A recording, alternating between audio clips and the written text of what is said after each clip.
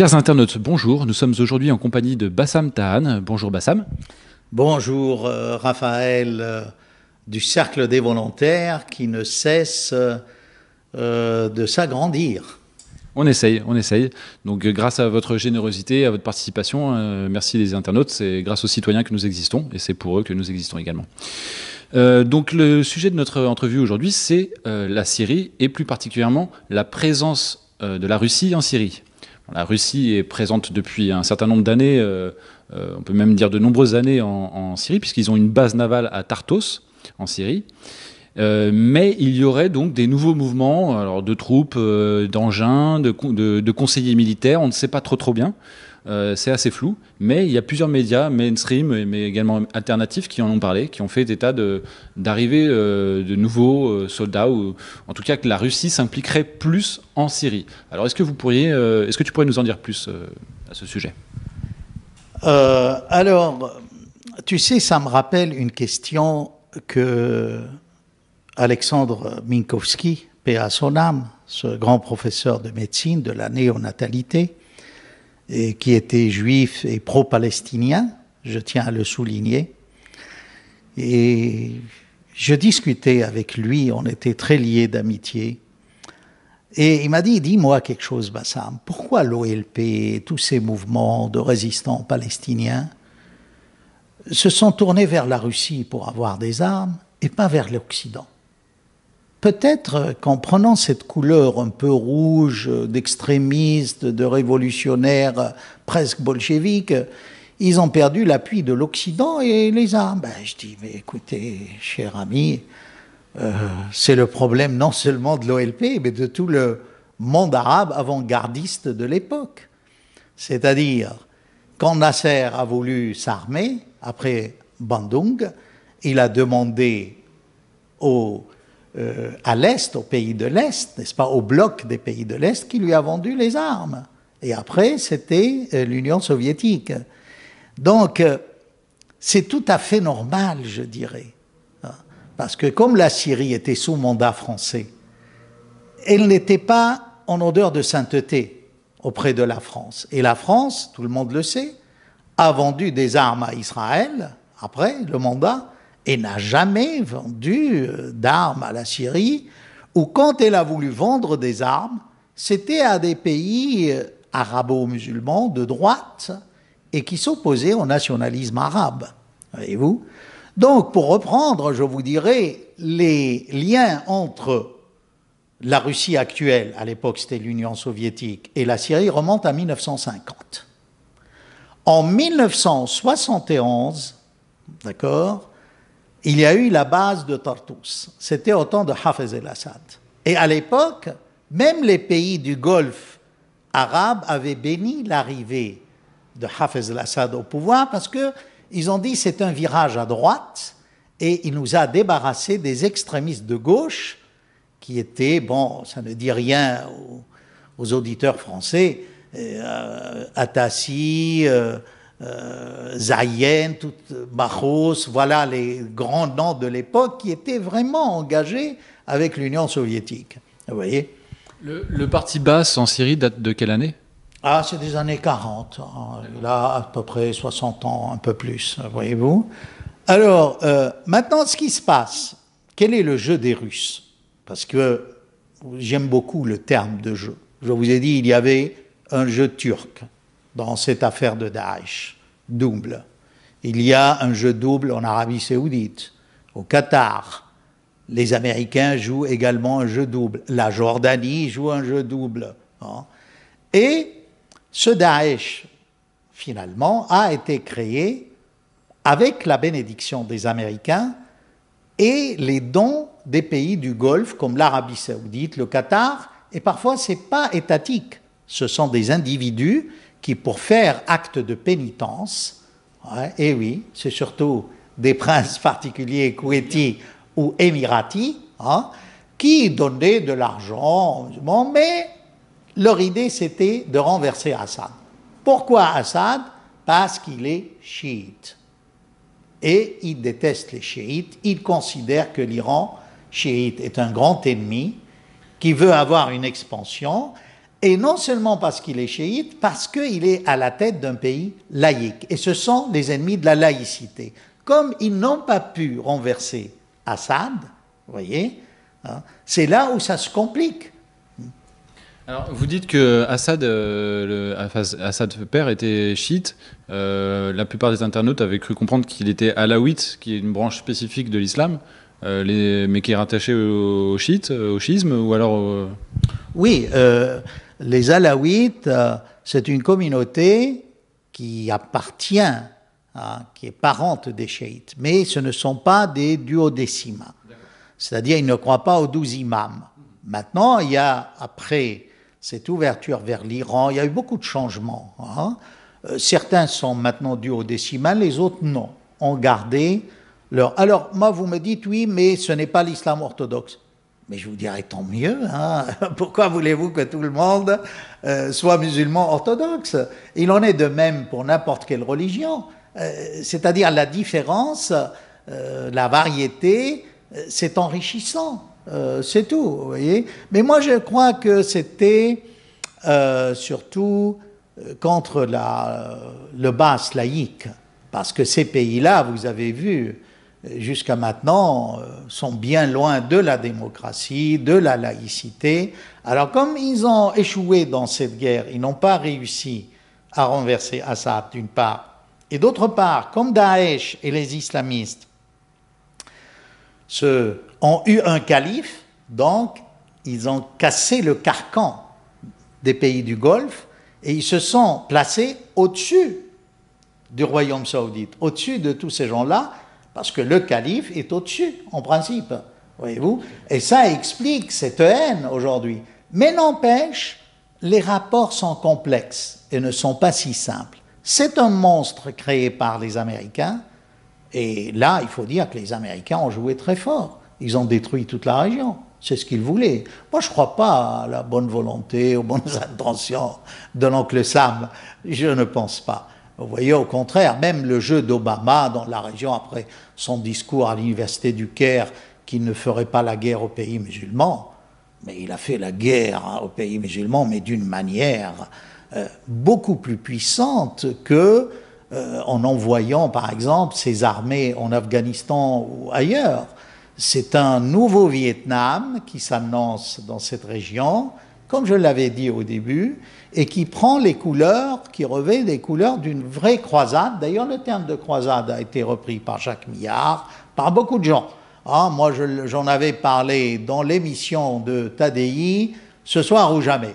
Vous voyez, je crois encore une fois, les bons connaisseurs qui ne font pas partie de la doxa enseignée à la télé sont exclus. Mais leurs pensées sont pillées. Bah, tant mieux. Alors, il y avait George Bush qui en avait parlé dès après le 11 septembre, de la croisade. Il a été le premier, je crois. C'était à propos de l'Irak. Oui. C'était à propos de l'Irak. Mais moi, pour la Syrie, parce que la Syrie est un pays clé stratégiquement. D'ailleurs, j'avais lu dans mon enfance que le terme de Syrie, dans certaines langues, c'était la porte.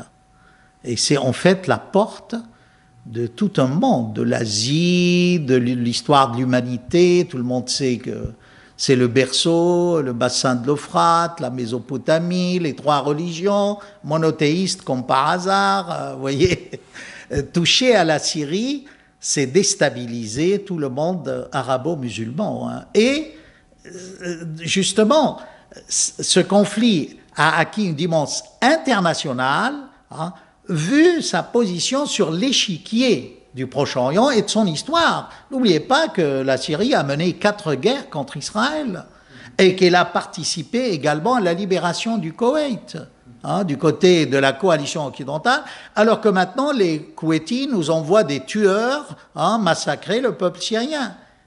Alors que ce peuple, par son armée, a aidé les Koweïtis à chasser les Irakiens. Non, mais... Justement, tout à l'heure, vous précisiez que ce qui dérangeait notamment l'Arabie Saoudite, peut-être en Syrie, c'était le côté laïque de l'État. Ça paraît crédible, puisqu'ils avaient également fait partie de la coalition contre Saddam Hussein hein, dès les années 90. Le Saddam Hussein, c'était également le parti basse qui était au pouvoir, même s'il était très différent de celui de Syrie, si j'ai bien compris. Et c'était quand même un État également laïque, là encore. Oui, mais vous voyez, quand la Syrie est entrée dans la coalition anti-Saddam, c'était pas contre la laïcité, c'était contre la conquête d'un pays frère, qui est le Koweït. D'ailleurs, ici on n'en parle pas, Hafez al-Assad avait dit à Saddam, retire-toi du Koweït, et s'ils te font la guerre, je suis le premier à être avec toi contre l'Occident belliqueux, qu'ils détruisent la Syrie. Et là, si Saddam s'était retiré, je crois qu'il aurait créé une coalition déjà, Syrie, Irak, Iran, avec le Hezbollah et d'autres. Mais Saddam, têtu comme il était, n'a pas voulu se retirer du Koweït. Mais pour revenir à la Russie, si vous voulez, voilà, si vous permettez, ce que font les Russes aujourd'hui est très dangereux pour les Américains et les Occidentaux. C'est qu'ils veulent dévoiler la comédie de ce Daesh. Parce que les Américains disent, on a formé une coalition, on va détruire Daesh. Ça fait 1 an que ça dure. Quand vous voyez le nombre de missiles tirés, c'est à mourir de rire. C'est un petit peu comme la Turquie. La Turquie a dit qu'ils combattaient Daesh, mais en fait, en réalité, on voit qu'ils combattent surtout les Kurdes. Voilà. Ils combattent sûrement les Kurdes. Sur 400 sorties à un moment donné, 370 étaient contre le PKK et les 30, d'ailleurs on se demande s'ils ne leur ont pas envoyé des armes. Et comme par hasard, vous avez appris que la coalition avec toute sa technologie, par erreur, a parachuté des armes à Daesh. Mais comment voulez-vous qu'on croie à cela? Donc le jeu des Russes, s'ils entrent et forment une coalition, ça va mettre à nu toutes les intentions cachées des Américains, qu'en fait, Daesh, pour vous, est un enfant chéri, parce que ça vous donne une carte de pression sur tous les pays de la région. Vous soutirez de l'argent de tous ces pays du Golfe en vendant des armes. Mais il y a des trillions de dollars qui ont été dépensés depuis ce printemps arabe. Donc, c'est pour cela que les Américains voient d'un très mauvais œil cette intrusion russe et avec ce poids-là.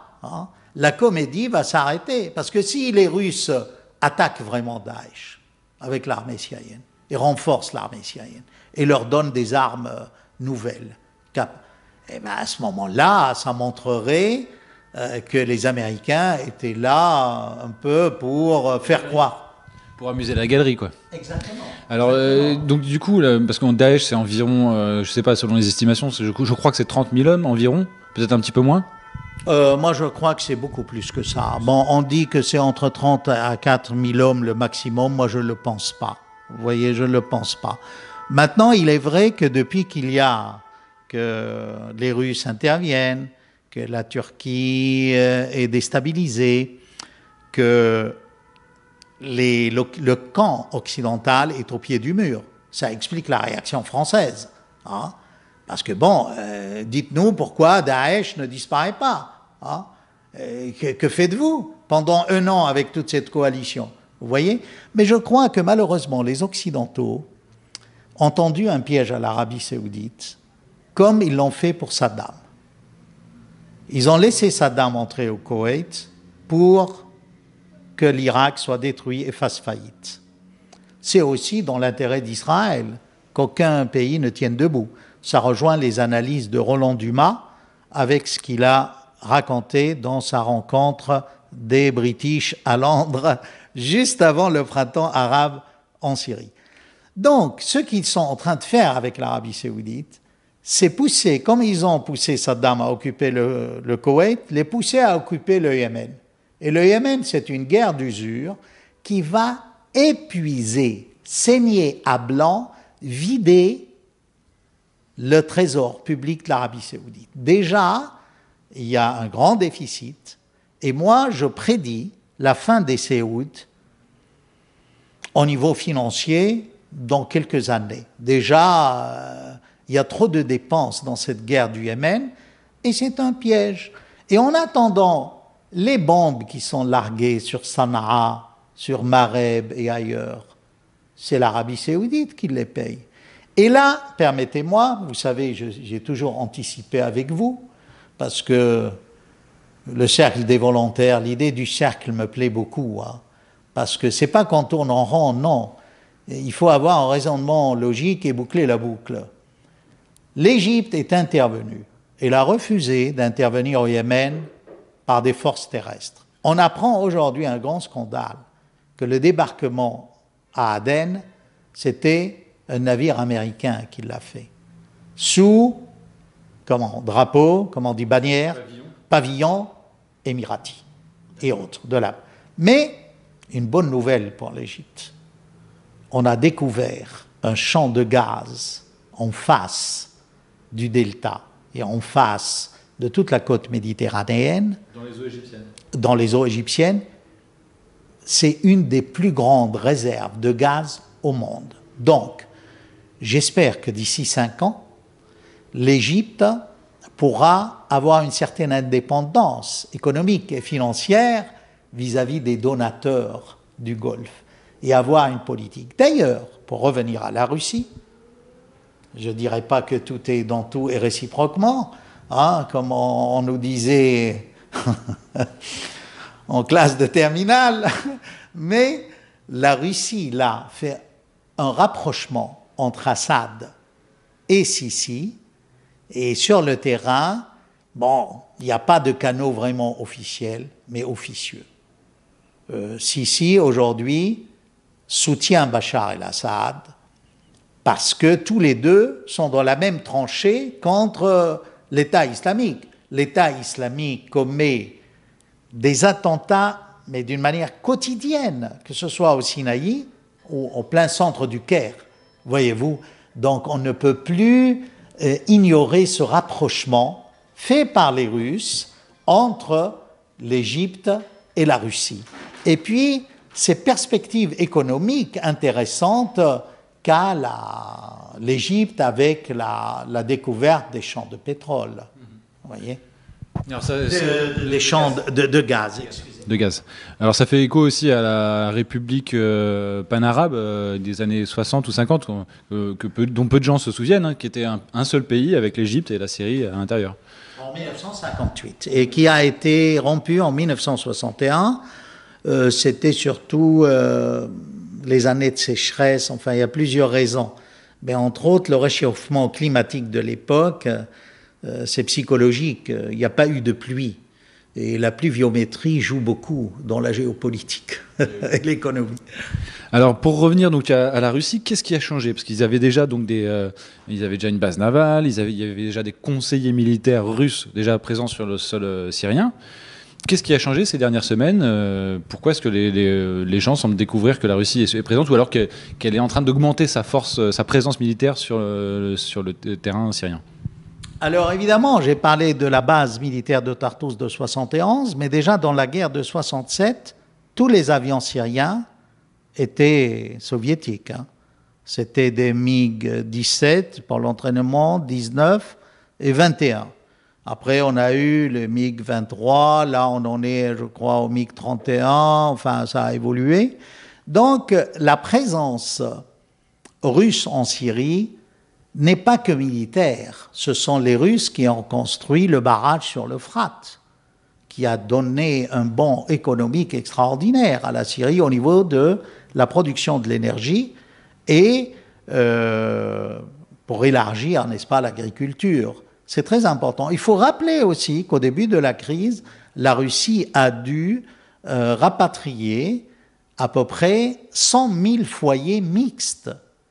Parce que comme les étudiants syriens, militaires ou pas, allaient faire leurs études du temps de l'Empire soviétique à Moscou et ailleurs, à Kiev, qui à l'époque faisait partie de l'Union soviétique. Donc, il y a des intérêts communs entre les deux peuples. Et je vous ai dit que l'Occident a toujours exclu la Syrie. à cause de cette histoire de colonialisme français dans la région, et que la Syrie était un pays avant-gardiste qui a soutenu l'indépendance algérienne, qui a soutenu l'Égypte en 1956 dans la guerre du Canal. Voyez-vous, par exemple, pendant la guerre du Canal, la Syrie, les syndicats des ouvriers ont fait sauter le gazoduc et les pipelines de pétrole, l'oléoduc, dans le désert syrien, par solidarité avec l'Égypte, contre la France et la Grande-Bretagne. Vous voyez? Alors maintenant, qu'est-ce qui se passe? La Russie a envoyé des Antonov 120.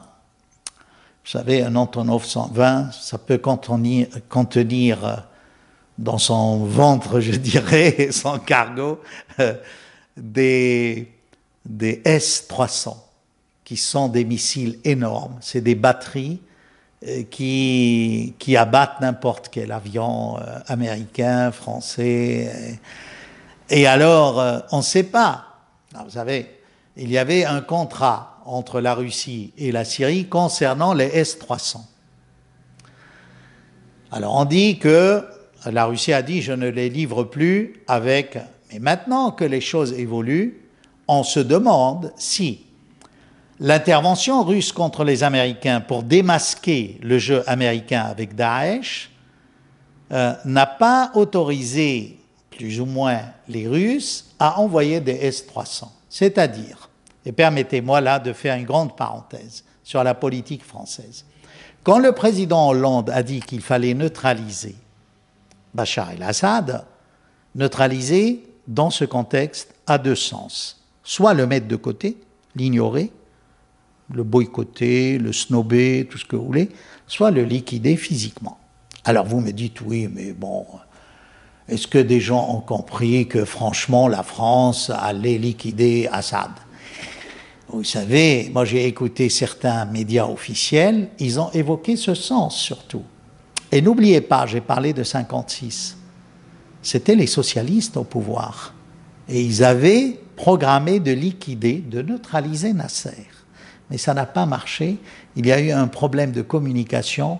L'agent qui était au Soudan, enfin, je ne veux pas entrer dans les détails, ça n'a pas marché. Hein, c'était un fiasco. Et ils n'ont pas réussi à assassiner Nasser. Donc là, si les Russes ont cette présence avec des appareils de surveillance électronique et les missiles de toutes sortes, il est très difficile d'assassiner Assad. Si jamais c'était dans les intentions de l'Élysée ou du Quai d'Orsay, j'en sais rien.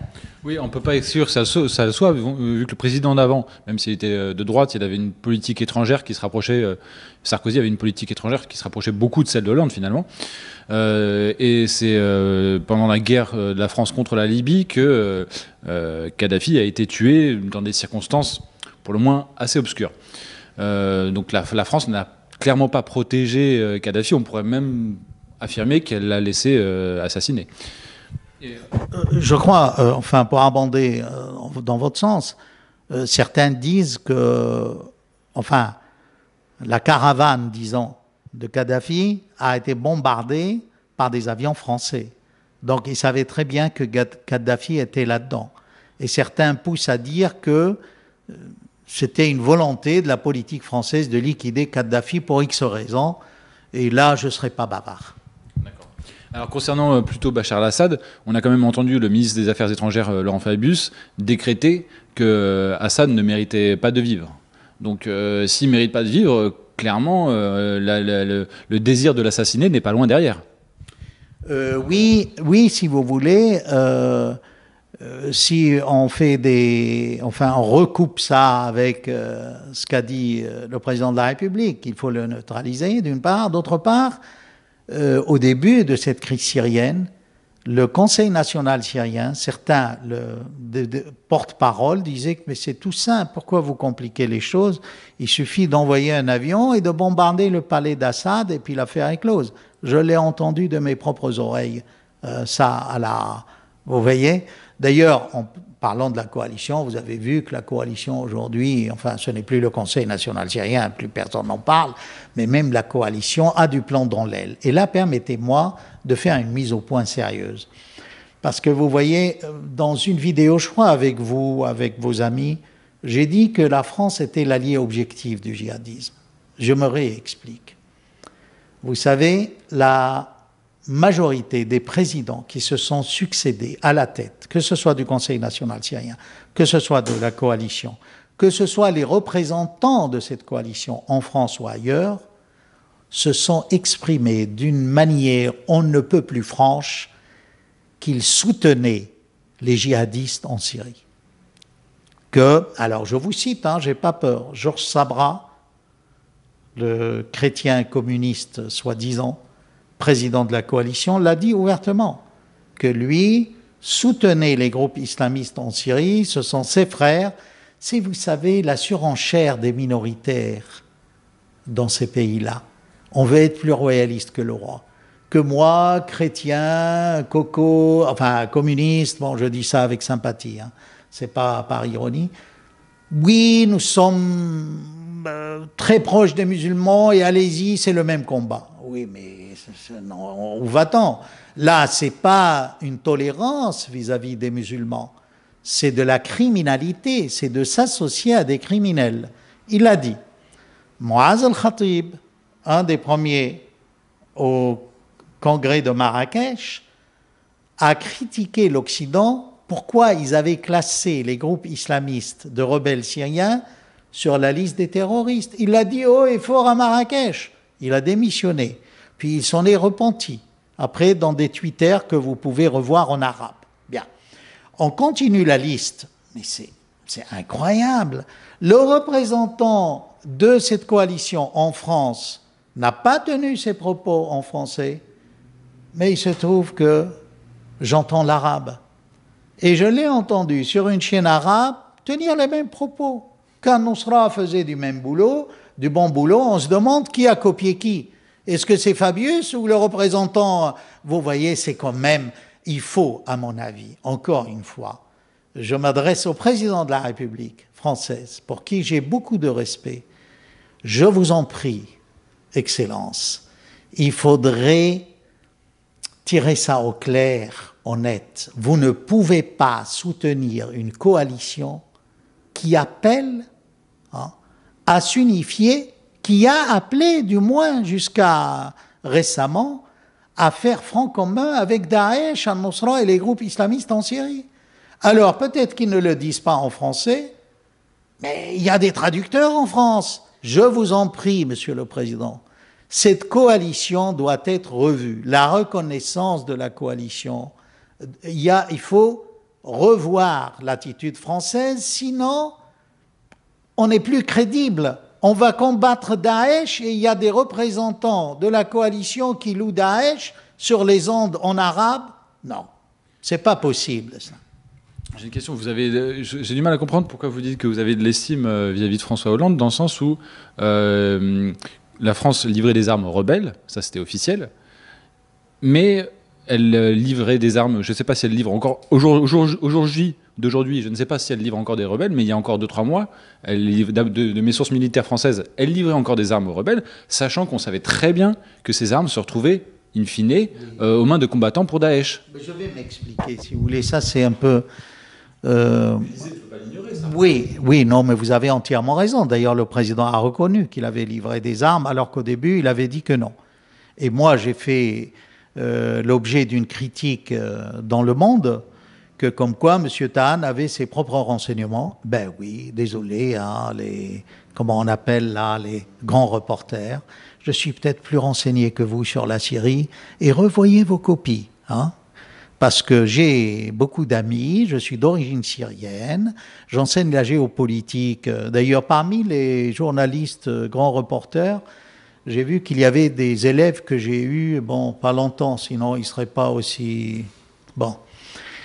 Voilà, enfin, je ne dis pas le terme, mais ça arrive. Alors, pour revenir à Hollande, si vous voulez, moi, dès le début, j'ai dit il y aura un hiatus entre Hollande et Fabius. C'était une vidéo qui a eu un grand succès d'ailleurs. Je pensais que Hollande allait être indépendant vis-à-vis de Fabius, parce que je voyais très bien Fabius vouloir se faire une gloire, hein, en disant, ben voilà, on va, si Sarkozy s'est payé la Libye, on va se payer la Syrie. Il ne savait pas que la Syrie n'était pas la Libye.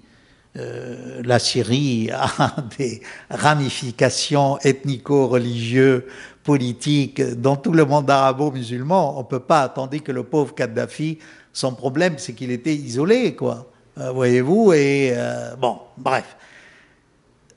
J'ai beaucoup d'estime parce que, si vous voulez, c'est mon côté démocrate. Il a été élu. Et il y a un peu une couleur monarchiste. Le roi n'est jamais coupable. Bon, vous allez me dire, vous êtes monarchiste. Je vous dirai, non, c'est-à-dire la grande magistrature, la plus haute magistrature. Il faut voir que Hollande n'avait pas une longue expérience de la diplomatie internationale. C'est un fait. Et je vois là, honnêtement, dans ses dernières déclarations, il commence à prendre son autonomie vis-à-vis de la politique de Fabius. C'était clair, j'ai entendu Fabius, je ne sais plus sur quelle radio, on voyait que ça voulait dire, lui, Hollande, c'est lui, moi, Fabius, c'est moi. Hein? Mais on sentait qu'il y avait un clivage, et c'est une bonne chose. Hein?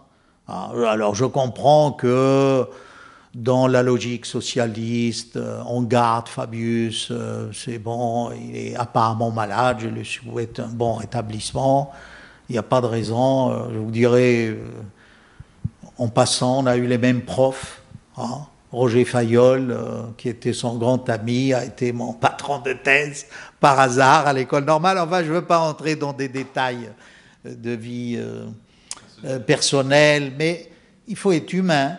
Et je crois que Hollande a encore le temps d'innocenter Bachar el-Assad. Et ça arrive à tout le monde de se tromper. On s'est trompé sur Tadjian, on s'est trompé sur Nasser. À l'époque, Guy Mollet disait que c'est un nouvel Hitler, Nasser.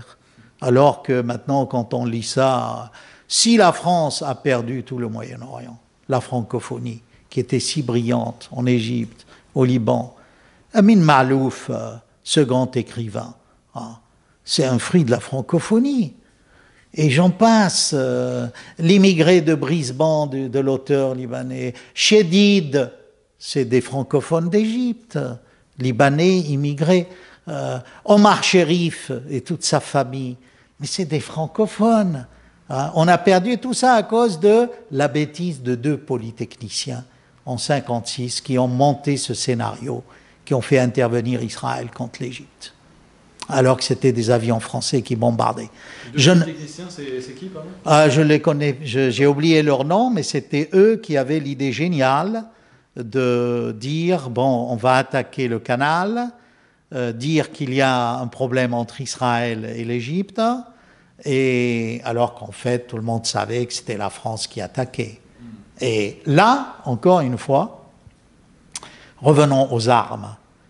Qui a à l'époque stoppé toute la guerre de 1956 ? Évidemment, les États-Unis n'étaient pas d'accord avec la Grande-Bretagne et la France, mais la Russie.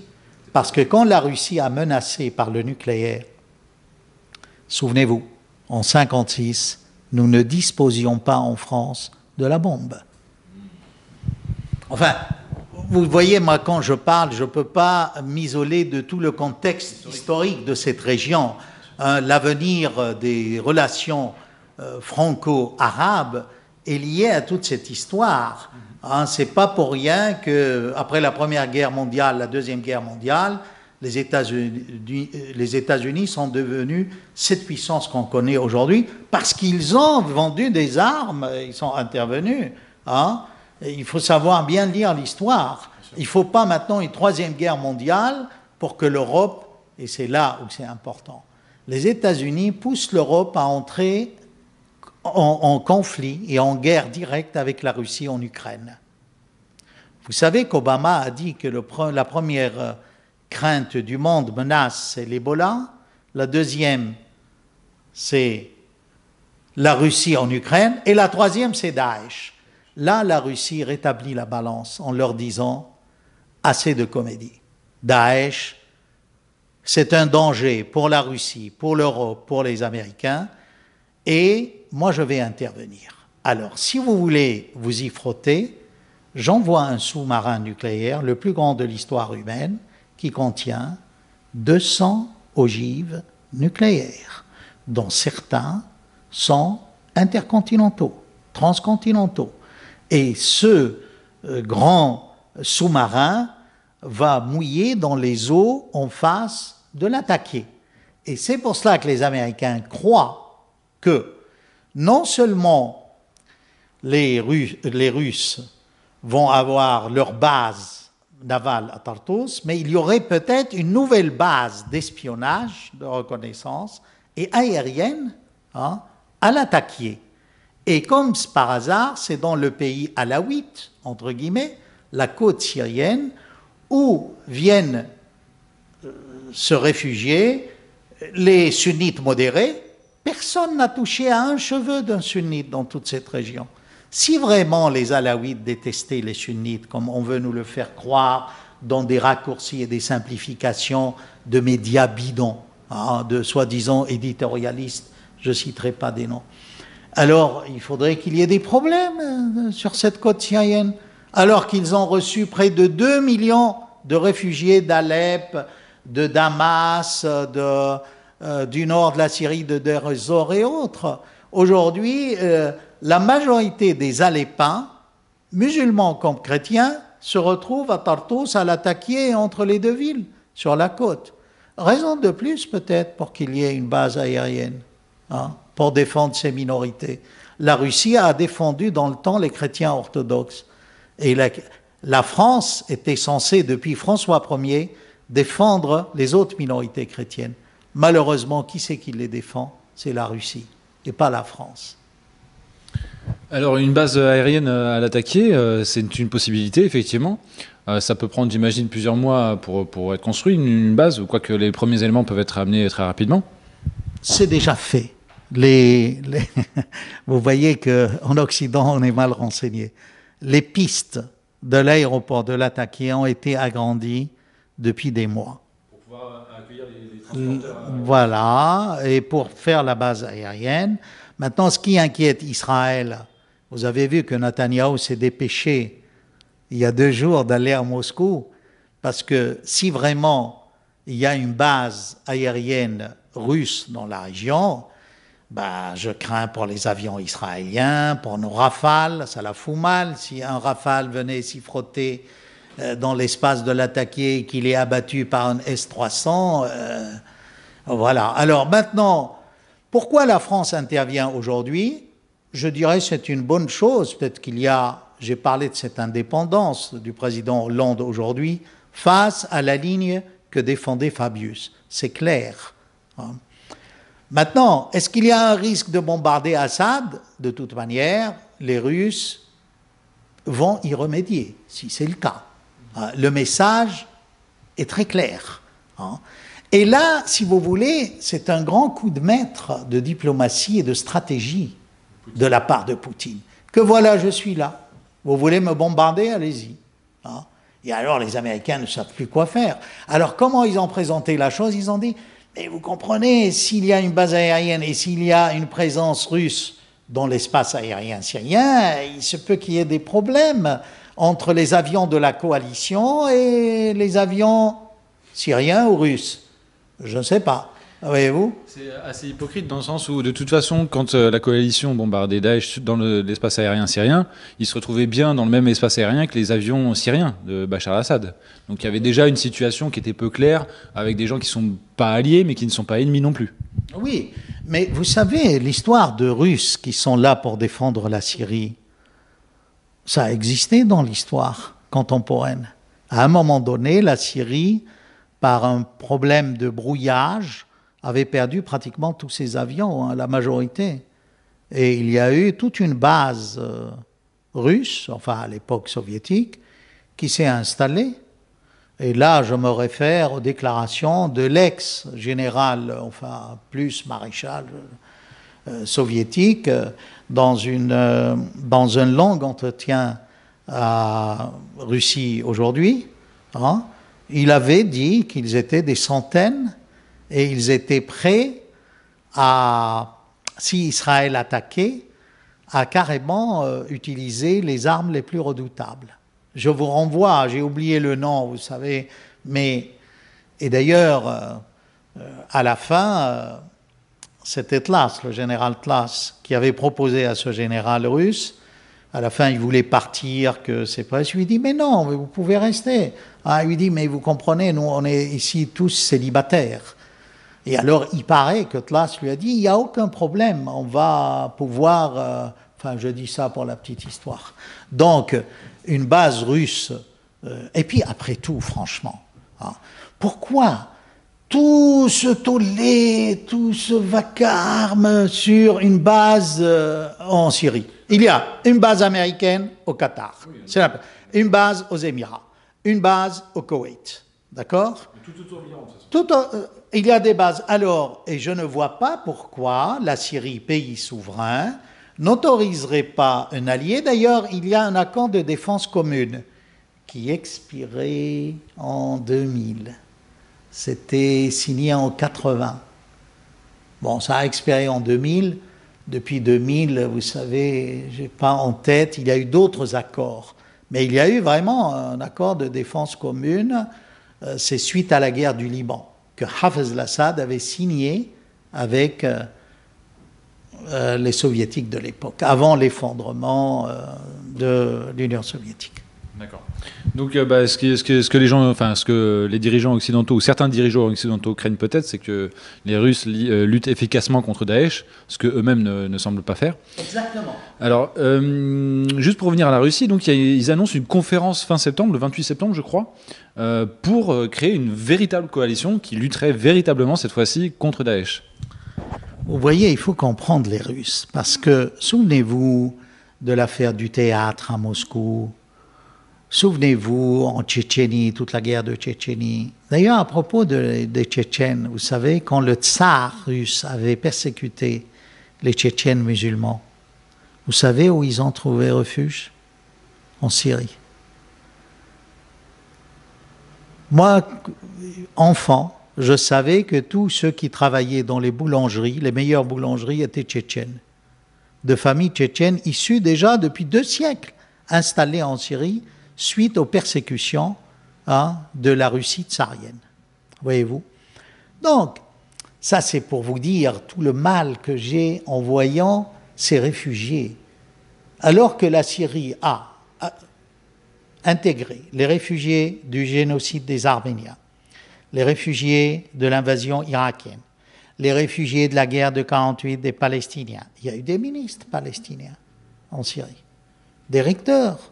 Mon recteur à l'université d'Alep, Hassan, était d'origine palestinienne. Voyez-vous? Alors, pour revenir donc, il faut comprendre les Russes. Ils comprennent que les États-Unis peuvent utiliser Daesh, pas pour déstabiliser uniquement les pays du Golfe, mais pour s'attaquer à la Russie. Ils ont poussé les Américains, les Européens, à entrer en contact direct armé avec la Russie en Ukraine. Ça n'a pas marché.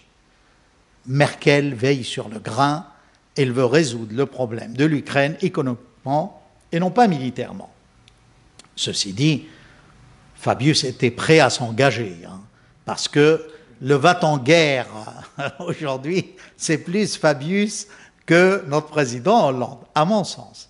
Maintenant, donc, ils peuvent utiliser ce Daesh pour déstabiliser la Russie. N'oubliez pas qu'il y a des musulmans en Russie, c'est-à-dire les Américains ont voulu créer un autre problème au Moyen-Orient avec Daesh, à part l'Ukraine. Eh bien, Poutine a dit de pied ferme, droit dans ses bottes, j'y suis moi. Et je vous envoie mon plus gros sous-marin, mes avions, et je vais former une coalition. D'ailleurs, on a oublié, il y a des forces d'élite spéciales iraniennes qui ont rejoint les Russes à l'attaquer. Ah, c'est passé comme ça, un filet, mais c'est important. Donc, il y a une coalition.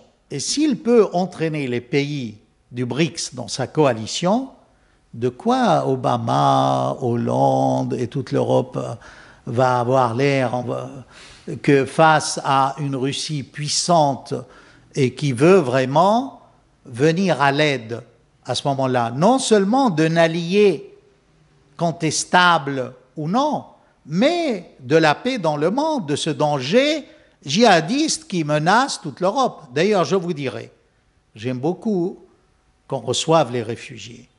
Je suis syrien, toute notre histoire a été, comme la France, une terre d'asile.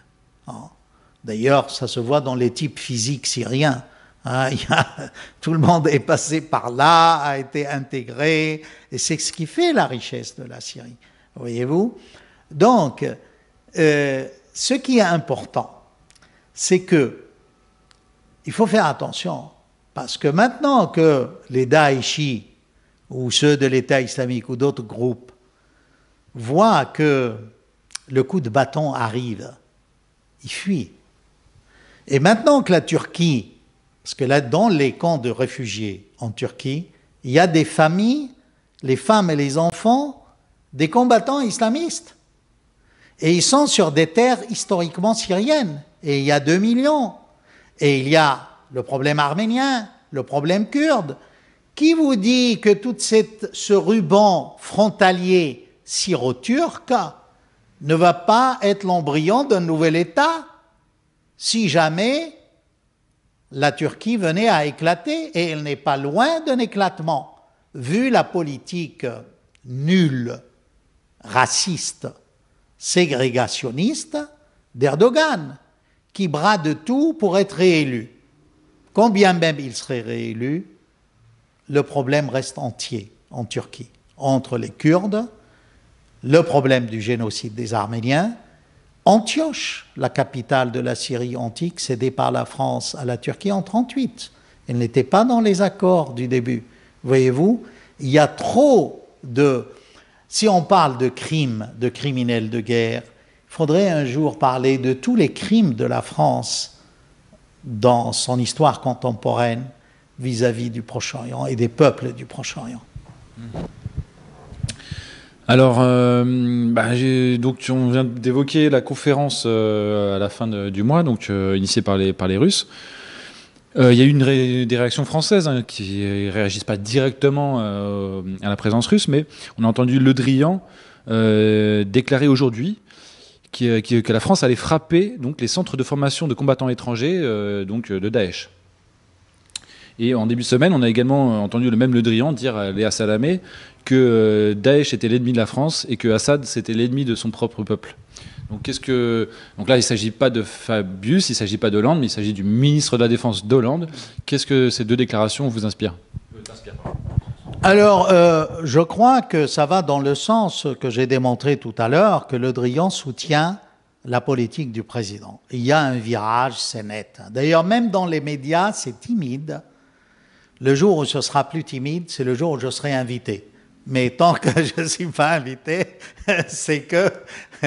Enfin, c'est pas encore mûr, n'est-ce pas? Il faut laisser les grands éditorialistes pérorer, jacasser, raconter des inepties. Alors, je suis sévère, mais j'ai le droit quand même. Non, il faut rendre à César ce qui est à César, comme disait l'autre. Alors, vous voyez, je crois, mais c'est une bonne chose, très bien. Mais le pas suivant, c'est qu'il faut coordonner avec Assad. Et là, permettez-moi de dire... de démasquer toute cette campagne contre Assad. Brièvement. Assad a asphyxié son peuple avec le chimique. Faux, complètement faux. Lisez le rapport des 2 savants du MIT, vous qui croyez au progrès. Moi aussi, j'aime le MIT. J'ai des élèves là-bas qui sont devenus profs. Ce rapport montre d'une manière archi-claire que le poste le plus proche du chimique, là où il y a eu le bombardement à Al-Ghouta était à 25 km, celui de l'armée syrienne, alors que le missile utilisé était d'une portée de 5 km, avec une charge artisanale et provenait des lignes des rebelles. J'ajoute au MIT toutes les observations des Russes qui étaient sur place. Mais là, vous me direz, les Russes sont des alliés d'Assad. Oublions les Russes. Vous croyez aux États-Unis? Voilà le rapport du MIT. Il est disponible sur le net. Vous pouvez le lire. Quant aux inepties du monde, que 2 journalistes du monde ont recueilli des échantillons, mais que ces échantillons ne sont jamais... J'admire le monde, parce qu'au bout de quelques jours, ils ont dit oui, mais c'est peut-être pas les échantillons. Ok, bon, pour une fois, voilà.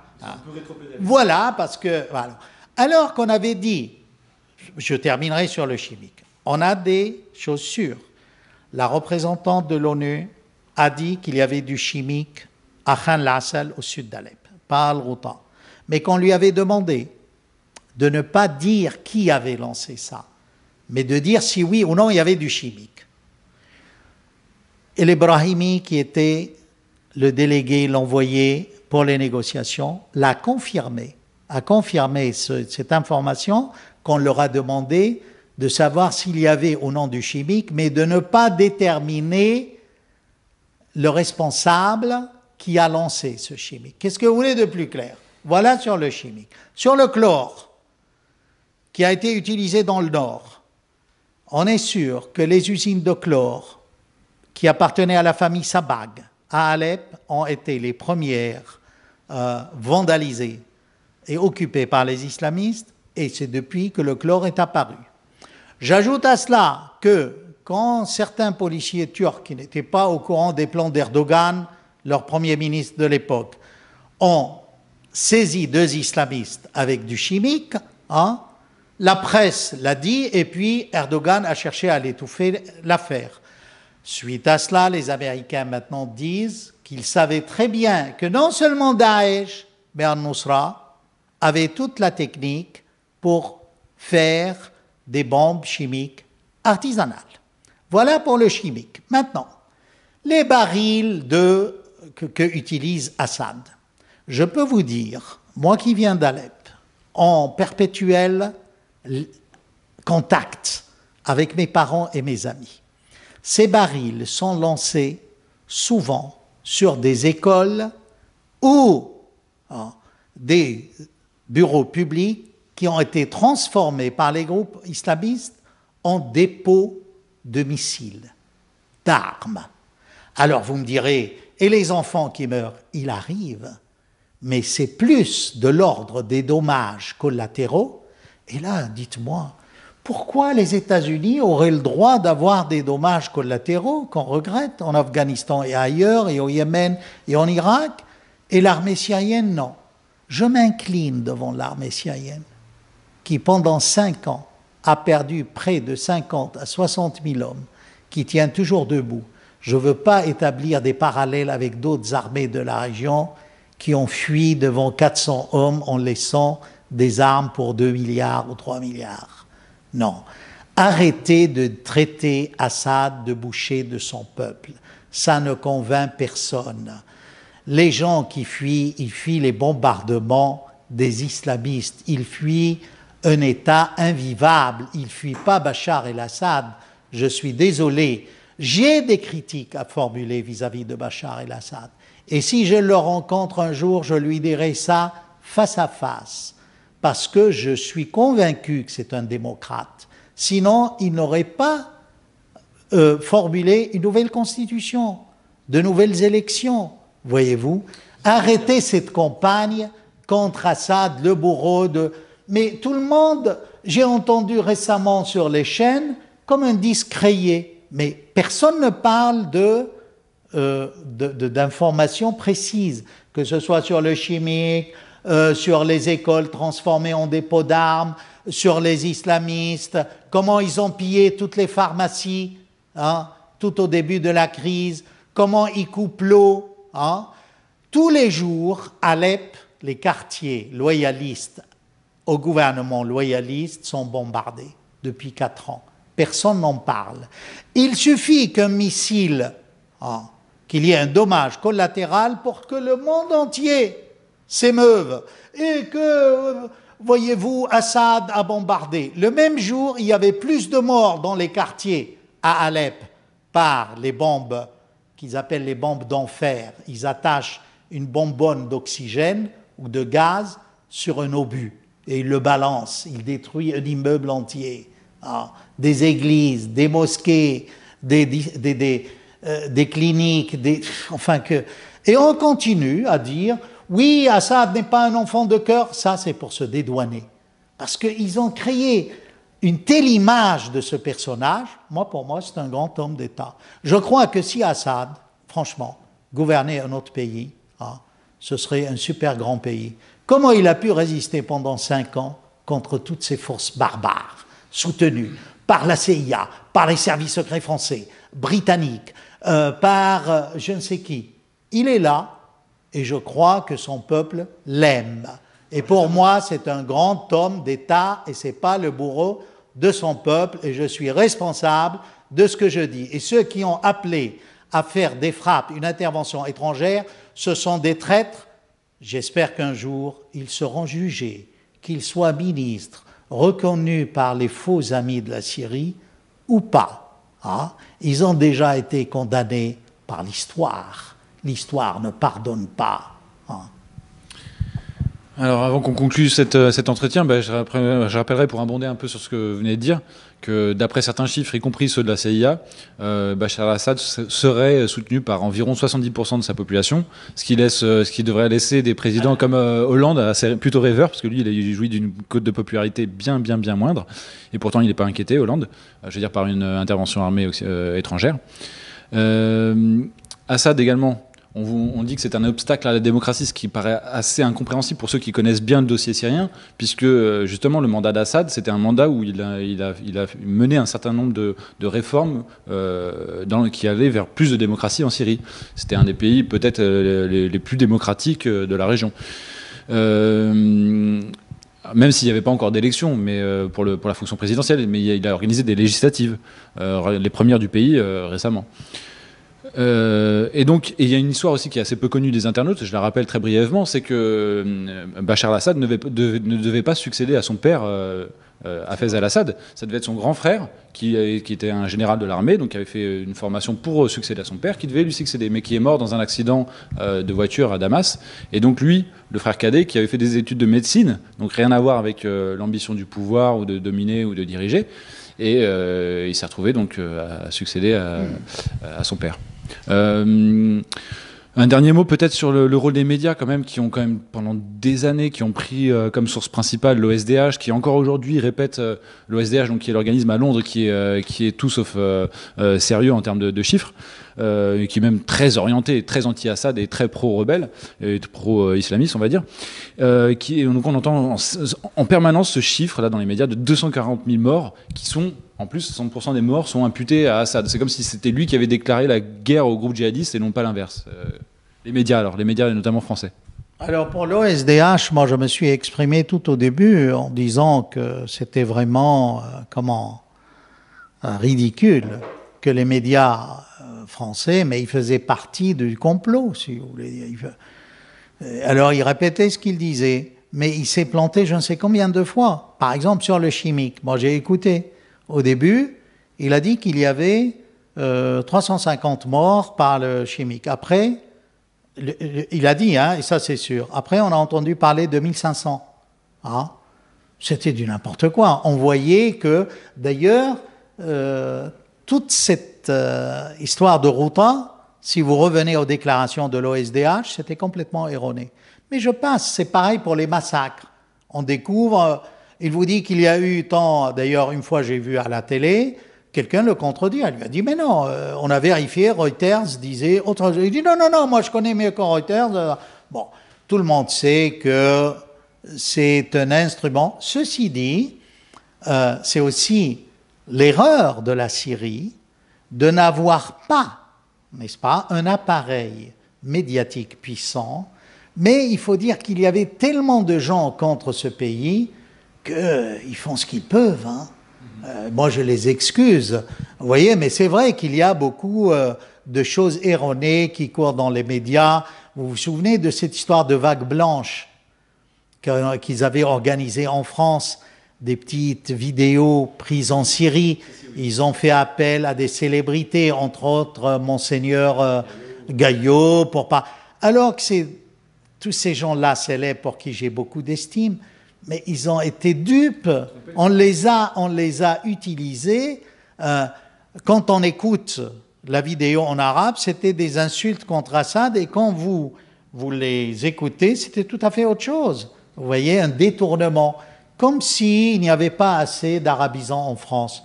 Je suis désolé, François Ier a créé la première chaire d'arabe en 1532, puis 38, 36, 38.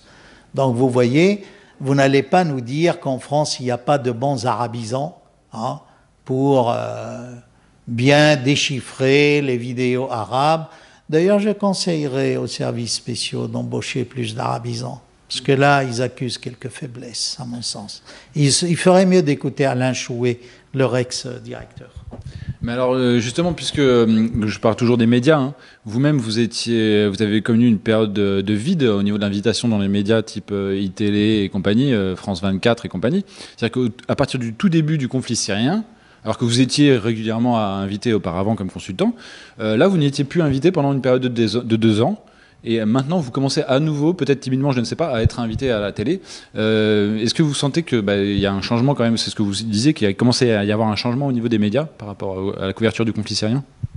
Pour vous dire la vérité, je n'ai pas été encore vraiment très invité. Non, mais parfois, si vous voulez, pour Charlie, moi, dès le début, j'ai appelé France Info, je leur ai dit, ça c'est un attentat islamiste. Il m'a dit, on s'en doute un peu, on va vous prendre. Vous voyez, c'est-à-dire ils ne pouvaient pas faire autrement. Ils disaient, pour eux, même parfois c'était un scoop. Qu'est-ce que c'est que ce type qui nous dit à l'avance? Souvent j'ai anticipé sur les événements. Je ne me suis pas planté. Qu'est-ce que vous voulez que je dise? Il faut que je me trompe pour être admis dans les médias officiels? Je ne le ferai pas. Voilà, mais ceci dit, vous voyez aussi, c'est des gens qui travaillent. On parle de la liberté d'expression en France, j'y crois pas tellement. Parce que tous ces gens-là sont tributaires de leur salaire, il y a tout un appareil. Et puis en France, il faut dire, on a un sens très développé du parapluie, que ce soit dans les médias ou ailleurs. Vous savez, j'ai passé toute ma carrière pratiquement en France, à Polytechnique, à Louis-le-Grand, à Sainte-Geneviève de Versailles, à Henri IV, à l'École centrale, à l'ENSTA, au CNRS. Je peux vous dire que le sens du parapluie est très développé, et c'est souvent les petits fonctionnaires qui n'ont pas d'autorité qui sont les plus farouches, alors que les grands sont beaucoup plus magnanimes et compréhensifs. Mais malheureusement, c'est un État, c'est peut-être une France qui passe de mauvais moments. Mais moi, je crois en la France. Sinon, je ne serais pas là. Je ne resterai pas. Je suis fidèle à mon père, qui était secrétaire général du parti gaulliste à Alep, au temps du mandat. Et je vous dis, moi, j'aime la culture française et je suis fier d'être français et de dire également qu'Assad n'est pas le boucher de son peuple. Voilà. Eh bien, merci beaucoup sur ces mots, Bassam Tahane. Nous allons terminer cet entretien en espérant bien sûr que à la fois le gouvernement français et les médias mainstream français changent d'attitude par rapport à la Syrie et au peuple syrien. Je pense que nous leur devons bien ça, un peu plus d'honnêteté et de justice. Merci beaucoup. J'espère aussi, il y a beaucoup dans mon cas, je citerai pas, enfin je peux, Balanche par exemple, c'est un bon spécialiste, pourquoi il n'est pas invité, beaucoup de gens sont... Mais je suis très heureux d'avoir entendu le philosophe Onfray à peu près reprendre, désolé, moi je dis ça, je chante cette chanson depuis 4 ans, que ce sont des criminels, ceux qui ont appelé à cette guerre en Syrie, c'est des criminels, je vous dis, l'histoire les a jugés. Eh bien, espérons que l'arrivée des Russes, de Russes supplémentaires changera la donne et permettra une sortie de ce conflit extrêmement meurtrier. Merci beaucoup, Bassam. Merci à vous et Bravo le Cercle des volontaires. À très bientôt.